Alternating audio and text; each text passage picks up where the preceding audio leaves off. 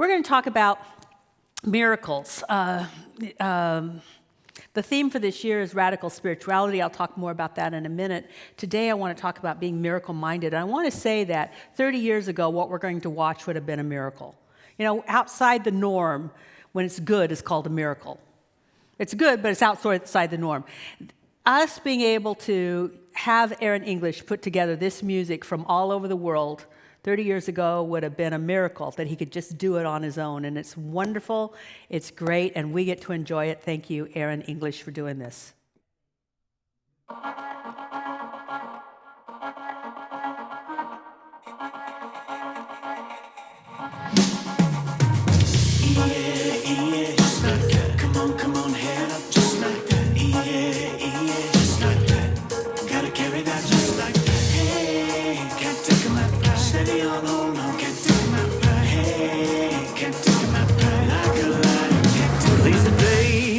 Strange moon rising, the sun sets in the east and the stars fall from the sky. But I'm not afraid to face this darkness. I could lose all I have, but I still got my pride. Yeah, just like that. Come on, head up, just like that. Yeah, just like that. Gotta carry that weight like that. Hey, can't take my pride. Steady on, hold on, can't take my pride. African lioness, no cat. Brown, black, white, stop that. One people, one race, straight fact. Time to break the mental chain and connect. Change the way that we think and protect the children and the women, that's the future if you check. Mama Africa needs you, needs me. Keep fighting, don't stop, grow love.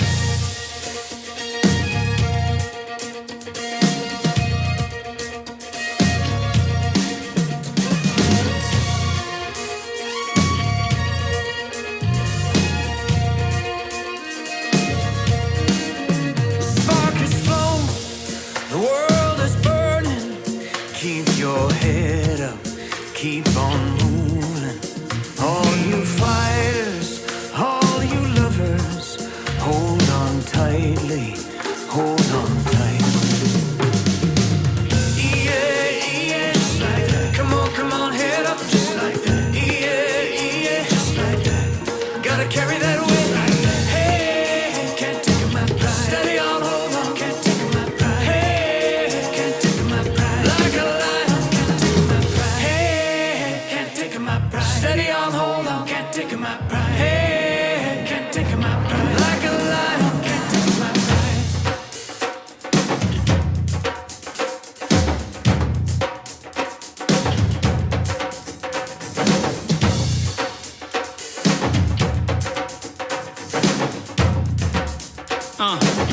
Let's go. You can't really move me, pride intact.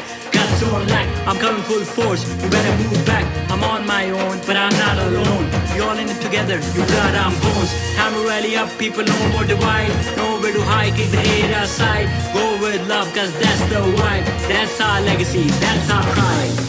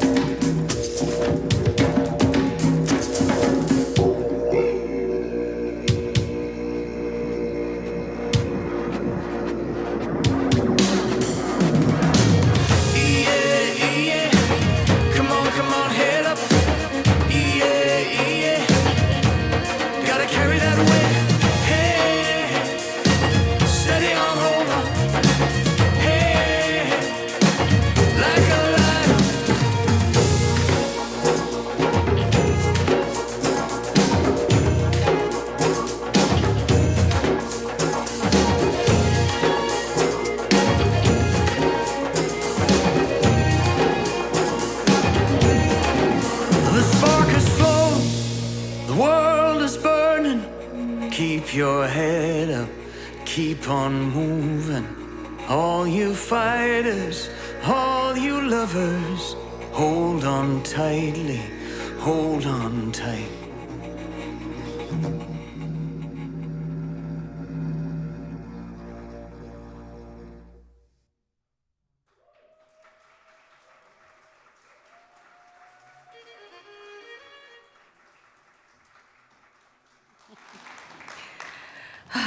Well, I remember it was 12 months of pandemic, and okay, we'll call this just take 2 and 3. And the theme for this year is radical spirituality. And radical means, for me, this is what it means for me, because this is the theme that came to me, is like, what if I lived as though every promise in the holy books were true, and I lived from that, and I was inspired by that.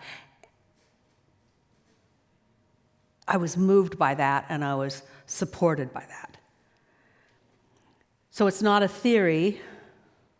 It's not something you talk about and get and kind of like airy, fuzzy terms. But I was grounded in it. This is for me. I'm talking about if I was really grounded in it, then miracles would be normal. And they would be awesomely normal. So it would be awesome normality, but it's awesome. It's not same old, it's awesome. I'll get more into that. But I just was remembering this morning that one of my first mentors and one of my major practitioners when I first began the ministry said something that just really floored me. He said, if being a religious scientist, and a religious scientist, that's our philosophy. We are religious scientists. We believe that religion can be scientific and provable. If religious science was against the law, would there be enough evidence to find you guilty? Would you have enough going on in your life that people would say, you're a work of miracles?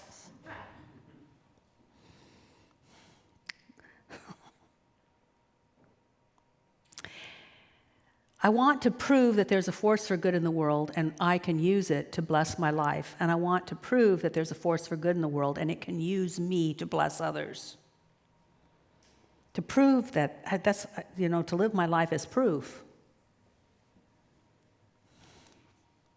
So I would like to have you join the club and join the radical spirituality train and the bandwagon, the stagecoach, the whatever you want to call it. So who is considering getting in?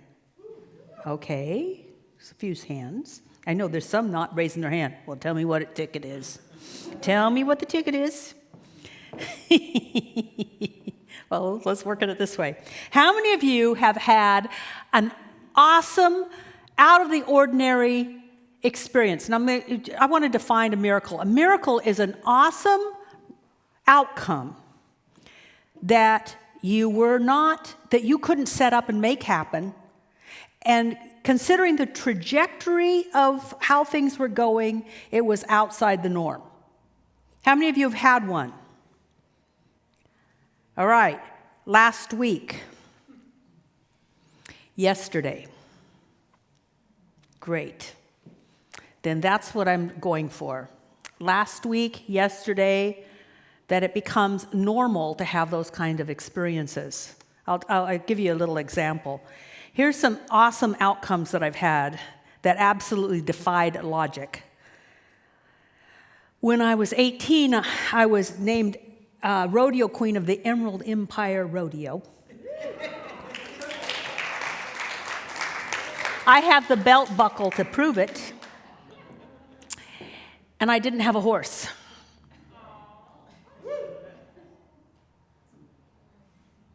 And since, in that way, back in the old days when people voted on things, my school needed my peers, the way they did it, so my peers would vote.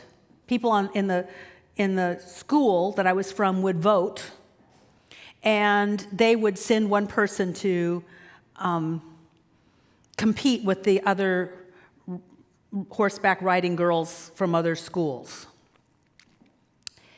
I wasn't popular. Didn't have a horse, wasn't popular. Somehow showed up. I wasn't a good rider. I was up against the runner-up for Miss Eugene, and a woman who was already a pro barrel racer. The trajectory didn't look good. But I believed in prayer, and I said to God, because I was always praying for other people, I said, I only want one thing. If I can only have one thing, just one thing in all my life, I've always wanted to be rodeo queen. Can I please be rodeo queen? I mean, I tell you not to beg, but I begged. And sure enough, when they read my name, I was totally shocked, and of course. Now, there was a really bad thing that happened the next day, because I believe that God didn't grant many prayers or wishes. I was still into the God gives wishes, and I was so depressed that I'd already used my one wish of my life, and I was only 18. No, really. Really. I'm a minister. That's a miracle. I went through ministerial school, and we weren't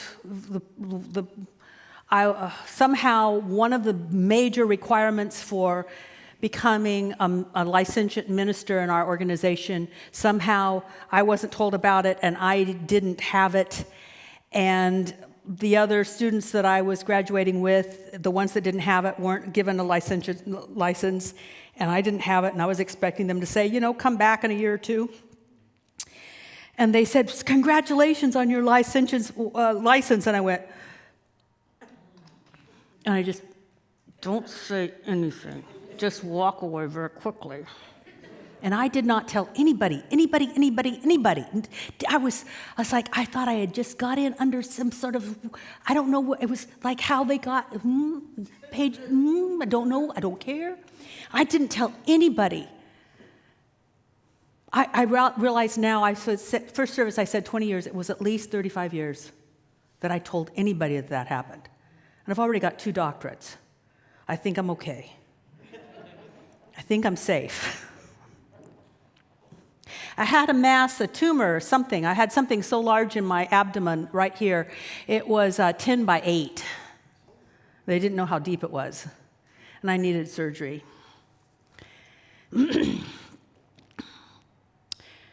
But it disappeared.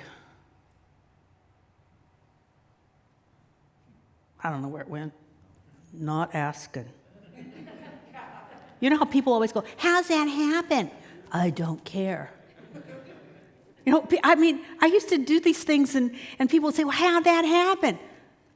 I don't care. All I care is that it happened. Thank you.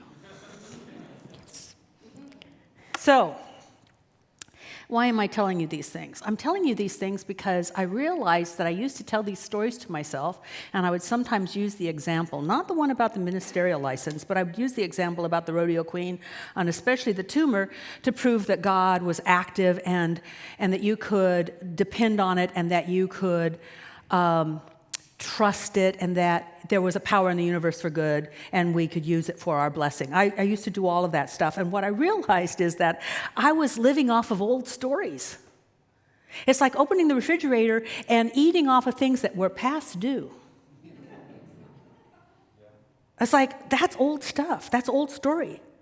That's like people telling stories about people who did things 2,000 and 3,000 years ago and saying, see, that proves God. No, if God is the same today, tomorrow, and in the future, or I should say yesterday, today, and tomorrow, then we should be having the same experiences as they did. And God doesn't play favorites. So why are we telling stories about the past and saying, look at this? No, this. I should be saying, look at this. I'm saying this to myself. How fresh is my work and my walk and my faith in my God? That's what I had to start asking myself. How fresh? I was actually having this conversation, this enlightened kind of teaching with other ministers, and I realized that I wanted my miracles to be more frequent. So a bunch of ministers put together a Facebook page. I don't know, I think anyone can do, but I think anyone can sign up, and it's called Miracle Monday. And Monica and I talk on Mondays about the awesome normalities that have happened in our life the week before. We now expect to have something to talk about. It's an expectation. The little ones, big ones, quirky ones, funny ones, because God is, or whatever you want to call it. God, if I say God, I don't mean person. I don't mean man in the sky that points down and touches humanity. I mean, there is an intelligence that wants to work intelligently through us and for us and with us. And like with any relationship, there's give and take, but it shows up just like you would want a lover to show up. And if we are the beloved, it should show up. Now, who would like to join the Monday Miracle Club? Thank you very much. Here's some things to do. First of all, set yourself up. You can't believe that deity, or whatever you want to call it, the universe is absent or non-responsive and have awesome normalities. If it is responsive, it will show up awesomely in your life. Awesome. I want us to think about this as our soul and spirit having a dance. I want us to think about this as the invisible making visible its love and its presence. That spirit is taking form in our life, whether it's the form of an idea, a solution, or a shift in diagnosis. That can be normal.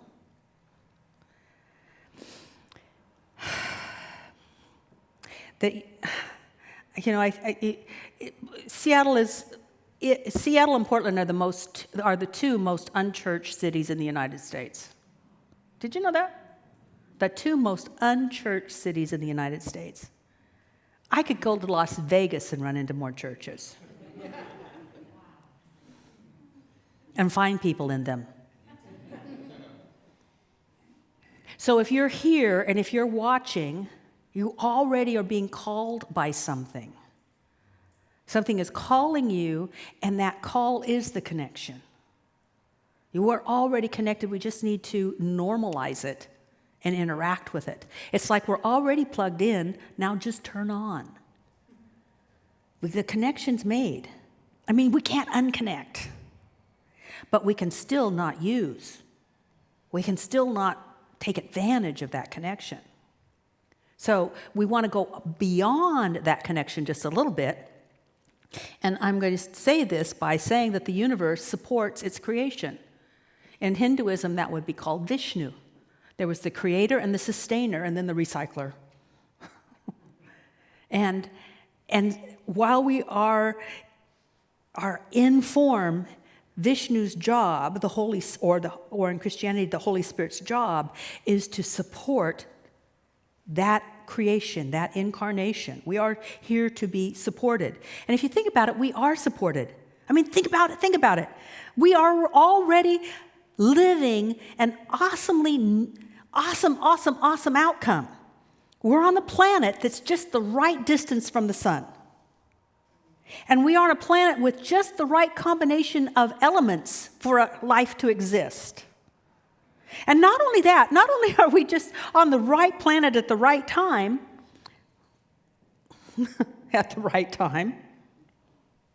hold that time, we are also a miracle to exist as human beings. Because we do not have the speed, the claws, the strength, the ability to climb trees or camouflage ourselves at will to survive. I mean, against other animals, we didn't really have a lot of choice. We should have been niblets. Just low man on the totem pole of hierarchy of needs. Like, oh yeah, human. I've had human, and I've had doe, deers, and I think I'll take deer. But no, there's no deer today, so we'll just take a human. I mean, really, how we were given, God bless us, the talents and the skills to adapt, to survive in very unhospitable elements. Now, that's kind of an awesome normality. It's awesome outcome that goes and defies common sense. Now, that is awesome normality in general. God sustaining creation in general. But those on a spiritual path want to work towards the awesome normality in particular. Not otherwise, we are living out of the law of averages instead of the law of good. Because we live with the law of good when we particularize or make it particular to us. See, principle, or the law of cause and effect, personalizes itself to us when we make it personal. Let's just make this personal. Make it personal. Now, the prophets, the saints, the sages, and the shaman all make the law of cause and effect personal. And what we teach is that they're not special. They've just specialized the law, and what they've done, we can do. That's why I do not believe that Jesus is an exception. I don't believe that I should worship him. I think I should follow him.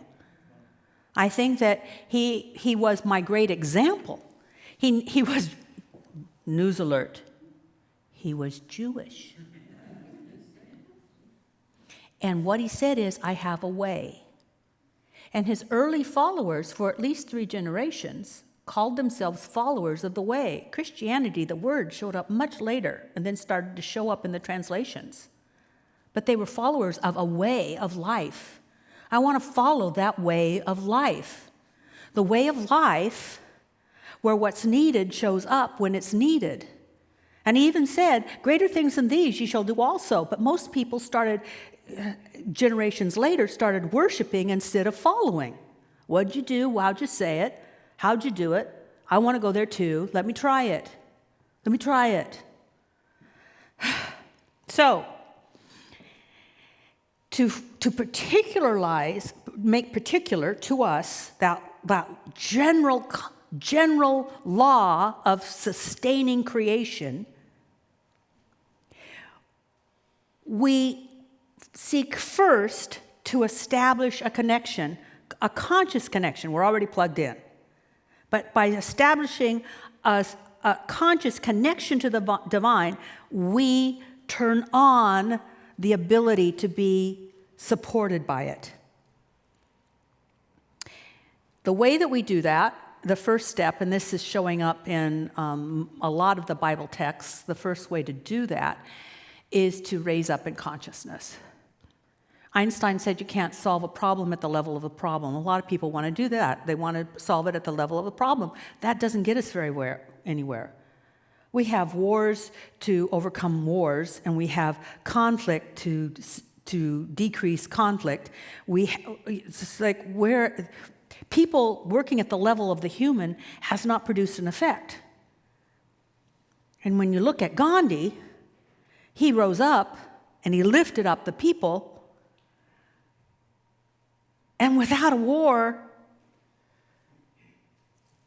the English were gone. We need more of that. We need more of that. But he was a person of deep spiritual practice, of deep commitment to connecting with what he believed in and being the best person he could be. A way to do that is prayer, pray, sing. How many of you have songs that when you hear it, you get kind of elevated? Then play those songs. Movement. I know it's hard for people from a Northern European culture.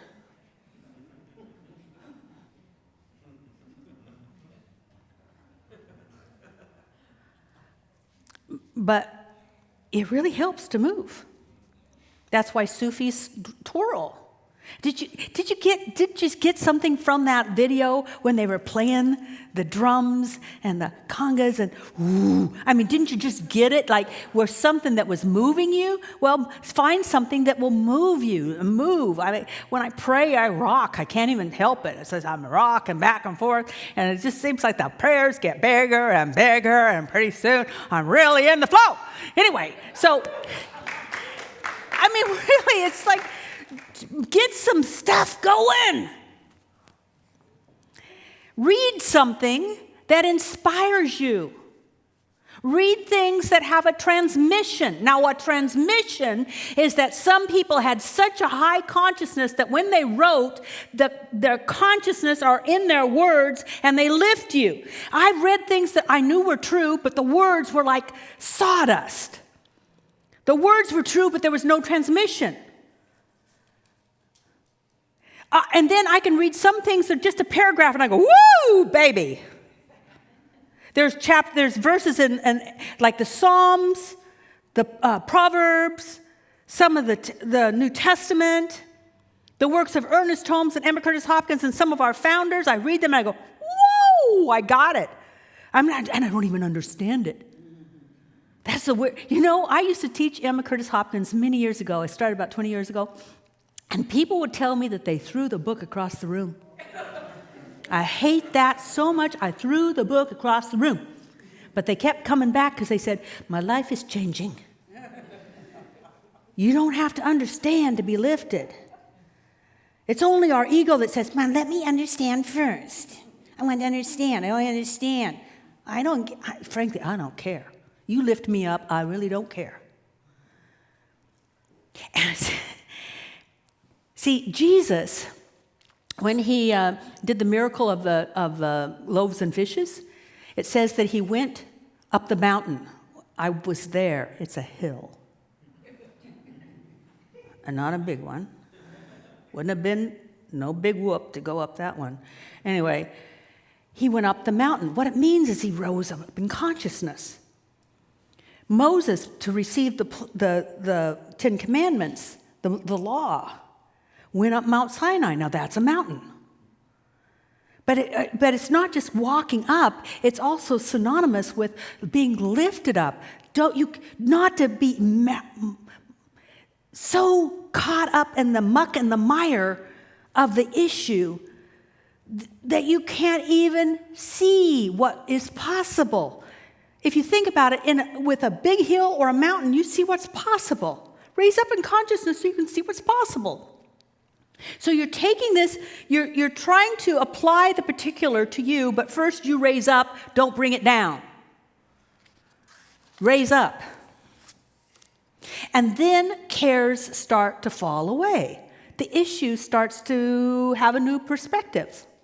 It seems different. I'll talk about that Mass.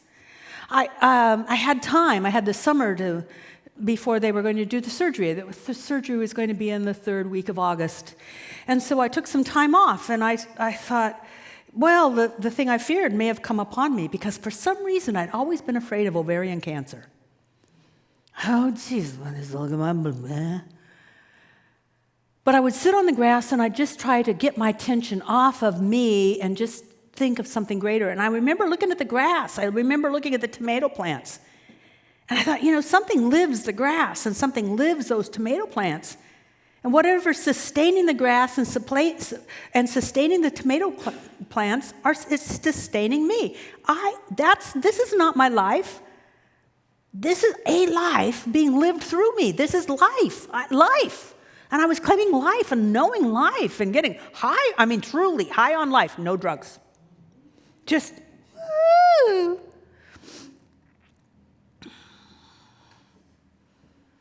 I was having a mountaintop experience on my lawn. Seek first the kingdom of God, the realm of I can, so that other things can be added. And from the state of this higher consciousness, which takes time, by the way, takes time. People, we would love it if more people, when they use the ministry of prayer, would make a donation. Or if you use a practitioner, give them some money. And people might say, well, why would I pay for prayer? You don't pay for prayer. You pay for the hours that it takes to reach the state of consciousness where there is no sin, no sickness, and no death. And that doesn't easily come some days. Some days it takes like, I'm not going to give up, I'm not going to give up, I'm not going to give up until I'm there, I'm not going to give up. Then, people will say, please pray for this. We get prayer requests all the time. And I can do it. I can say I'm in prayer because I spent the morning knowing that God is more real than the conditions of the earth. It's not a snap. Thank you. Oh, and Ruby can say yeah because she's a healer. And she knows what she speaks of. And you have to go toe to toe. It's like, is this greater than my God? And if it is greater than your God, you get a bigger God. You get a bigger God. And then from that state, you can say, let there be. From that place, Jesus could say, let's feed these folks. He didn't see the condition and then say, he was in the state of consciousness and then said, I read it. I read it again 3 times last night. From that state, he said, let's feed them. Oh, well, we can't feed them. We don't have enough stuff. Let's just send them away and keep the food for ourselves. No, start dividing it up.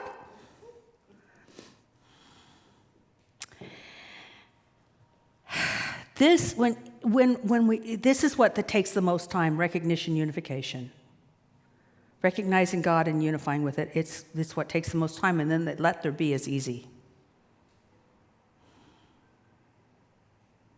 Then follow your inner direction. So people think that we pray and don't do anything. No, we do things, but we do things out of inspiration instead of desperation. When you're this high, you can be inspired to act. Inspired to act. So here's how it worked for me. I went in the day before I was supposed to have surgery. And you go in, you sign papers. They show you where the room's going to be. The surgeon says it's going to take so long. Bring this with you to the hospital. And I said, I mean it. I want another ultrasound. You don't need another ultrasound. I want another ultrasound. Nobody's available. I want another ultrasound. I want an ultrasound. And the surgeon there's nobody I want an ultrasound. Come on, I'll give you an ultrasound. She gave me an ultrasound. There was nothing there. She even said it this way: there's nothing there. Now get out of here, you're making me nervous.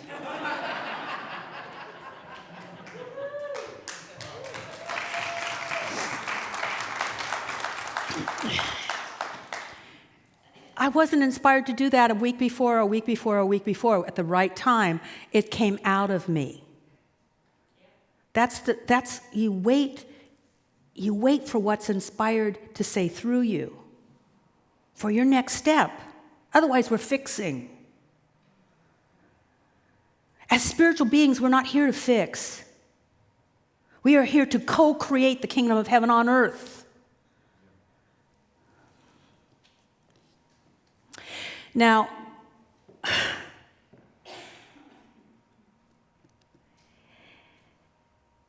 if you start living this way, it's going to be weird. Because the awesome isn't normal yet. Have you noticed? I read the Gospels through last night, just because why not? And I noticed that every time most of the time when he was doing some sort of miracle or awesome normality amongst the people, he got criticized for it. He got a lot of guff. He got a lot of grief by people, especially spiritual people. The spiritual authorities at the time. You shouldn't be doing that. You did it the wrong way.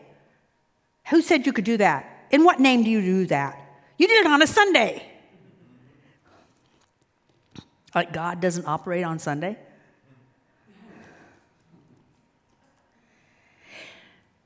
My personal experience is that when I started this journey when I was 23 years old and I really started to apply it, I lost friends. Even people who were going to the same center I was, I lost friends because I don't know why. I think part of it, I was not necessarily popular in ministerial school because I was known as the manifestation queen. Do you want this or this? I'd say both.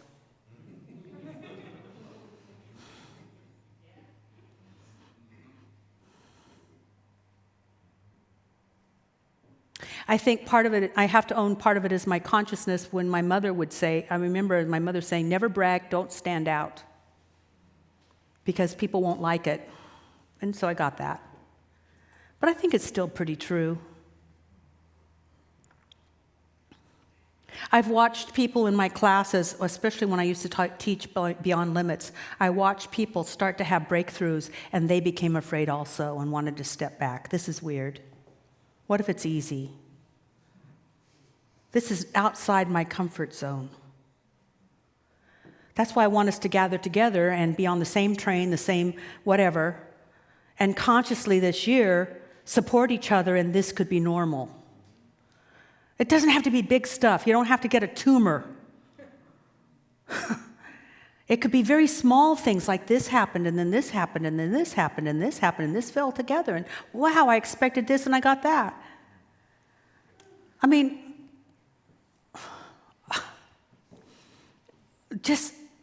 but it's like God always saying, I'm here, I love you, I'm here, I love you, I hear, I love you, I hear, I love you, I hear, I love you. Support after support after support after support, like a beloved. Not an absentee parent, but the lover of your heart saying, how much can I give you, how much will you accept?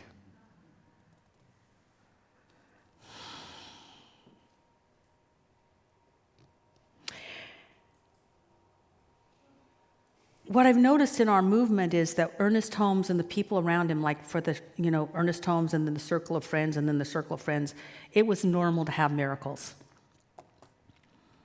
And it's written in his books. Read his biography, read the stuff about him, read what happened to Emma Curtis Hopkins. And I mean, it was normal. But I think what happened is now that we want to be so inclusive that we want to make it perfectly okay to not have God work in your life.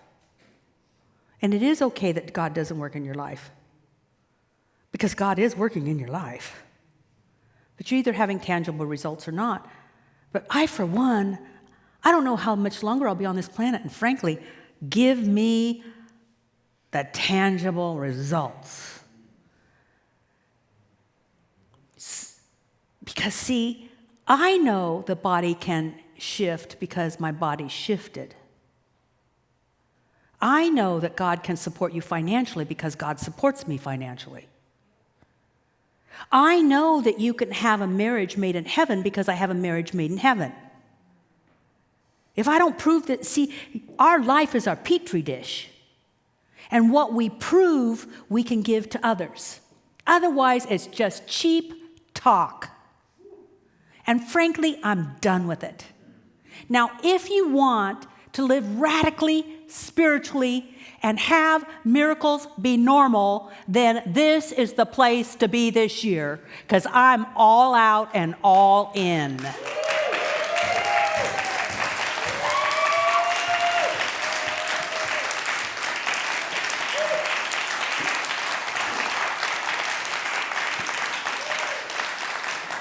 And there's other places that are sweet and full of poetry.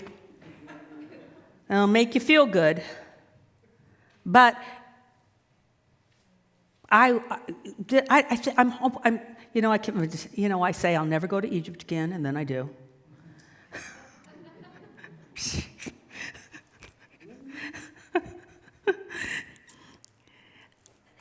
So I'm going to say this, and then God might say, whoa.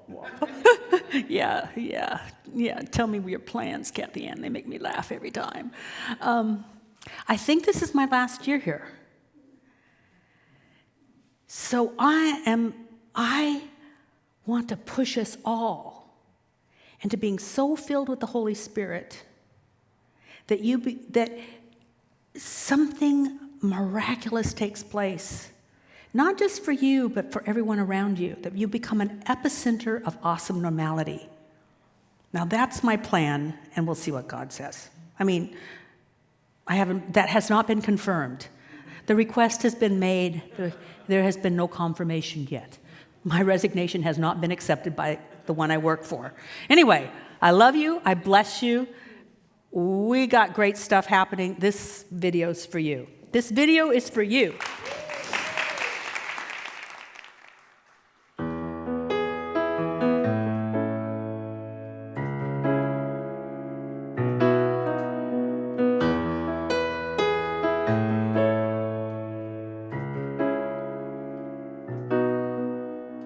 Everybody's painting a picture with every decision they make. Your life is a thing of such beauty, but all you notice are regrets and mistakes. You're a canvas full of colors bleeding into one another, yet you see yourself in monochrome. Just step back and let it hit you. You can see the bigger picture. All the details come together on their own. You're already so much more than you can see. You're a poem, you're a rhythm, you're a melody. You're the answer to eternal mysteries. You're a prophet, you're a dreamer, you're a visionary. When life has pulled you under, you're silenced by the thunder. You dance beneath the pouring rain. And when living makes it hard for you to breathe, just remember every moment that everybody's searching for something. It doesn't mean that anyone's lost. Can't you see that everyone's hurting? It's a feeling shared by all of us. Like a canvas full of colors bleeding into one another to remind us that we're not alone. Just step back and let it hit you. You can see the bigger picture. You know you don't have to make it on your own. We're already so much more than we can see.